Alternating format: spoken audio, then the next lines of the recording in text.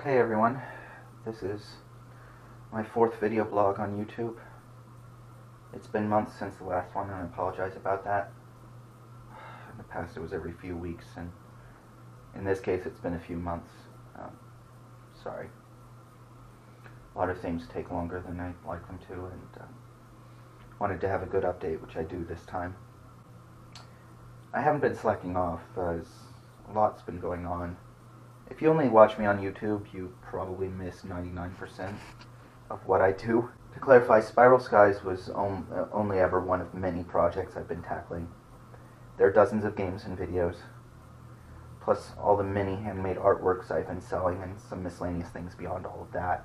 If you want to know what's going on with Spiral Skies, I've shifted it to the Unity engine and I pretty much rebuilt from scratch, full real-time 3D, and I have a new soundtrack for that, courtesy of Pedro VGM. Interactions are the tricky part. I'm still going through the process using a few simple scripts of my own and a lot of pieces of interaction with Playmaker for Unity. But even interactivity for a simple first-person puzzle adventure game, even that is a painstaking process, and not just for Spiral Skies, but for all the other projects I'm also working on in tandem at the same time. There are many similar projects using the same engine and using the same game genre, more or less. So there's Isola and there's Panoramic Worlds, which are both bigger than Spiral Skies by a large note and will take longer.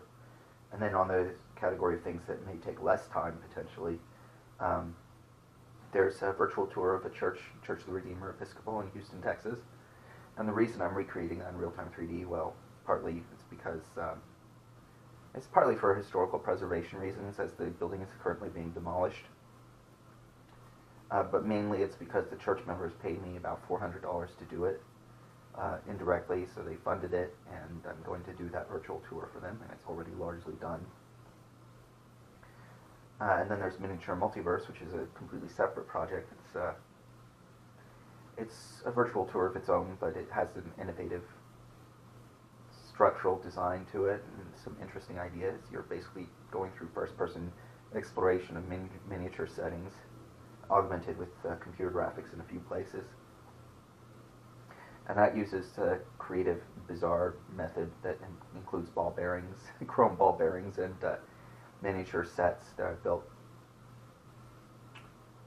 That'll be released actually very soon, I think. And first-person virtual tours, as opposed to puzzle adventure games, graphic adventure games, are a little easier in the sense that there's much less interaction complexity, and ultimately I'm a much better artist than I am a programmer, and programming has always been tricky for me, more so than even most people. So anything that minimizes the variety of interactions makes things simpler for me on a development and coding standpoint, which means that certain projects with limited scope in terms of programming move forward noticeably faster. In case you're wondering about Miniature Multiverse, that was a project that I originally ran a failed Kickstarter for in 2011, I think. And that, it was regarded by the Kickstarter staff as a project they loved, but it didn't go anywhere and it didn't get funded.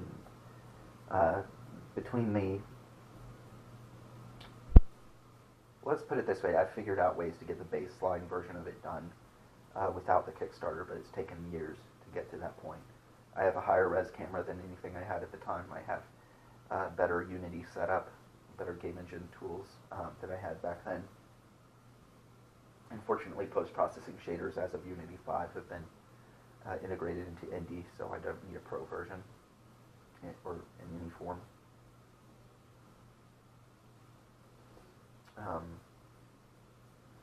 So yeah, it's an interesting concept that uses some clever methods, and I think it should be beautiful if it's done, when it's done. And that $400 that I got from church members, part of it went into replacing a glitchy video card, which was causing all sorts of issues routinely. And part of it, the bulk of it, went into expanding and extending my assets, my Unity tool sets, plug-in shaders, shader creation tools, because I did have to make some custom shader stuff. And it made all of my projects in the Unity engine better, at the cost of some delays on certain projects. And it's a reminder that often the cool stuff that everyone's waiting on impatiently does have to take a back seat from time to time in favor of things that are only interesting to one person or a niche of people, but that I'm actually getting paid to do those, so they take priority, because, like it or not, I need some funding to get the other stuff completed.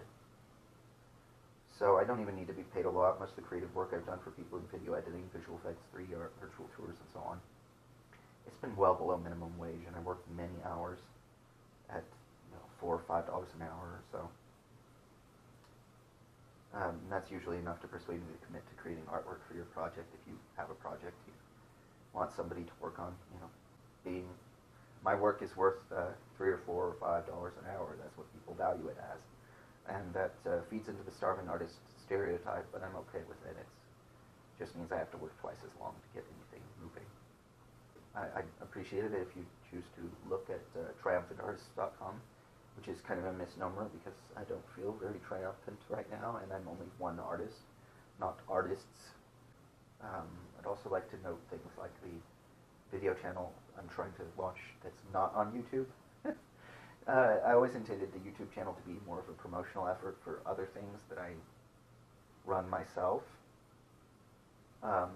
Same thing with the eBay stuff. It's a stopgap measure to build a reputation, but ultimately I'd like to shift not just to Etsy, but to my own shop and get that moving. This HornbostelProductions.com also contains a shop using Woo. This channel is just a promotional channel. It's meant to lead people to the places where my actual projects are, where the actual narrative videos and stuff are. So if you want to see videos that are actually stories, that have some really exciting, entertaining stuff in them, I'd like you to visit triumphantartist.com or hornbostelvideos.com, as it's in the process of launching right now. I've been making these silly indie productions with friends and family for over 15 years, since I think 2000, 2001, roughly. When I first started working on videos in any real capacity. And that backlog includes dozens of video projects spanning over 20 hours of content, over $7,000, I don't know how much, just lots of spending on my part over the many years, and over 2,500 visual effects shots, many of them kind of cheesy, especially the early ones, but most of that will not be viewable at launch. It's going to be posted over time, as I revise things, clean things up, and resolve occasional legal issues on some videos. There are a lot of things I'd like to improve on these unusually ambitious home movies. But the re-releases will also be interspersed with ongoing development of new video projects, and I've got a massive pipeline of video projects with my friends and family members and so on in development. And generally speaking, none of that will be on YouTube. It won't be here. It'll be set up on my own web network and on hornbostelvideos.com. So, again, I strongly recommend that you look beyond this channel.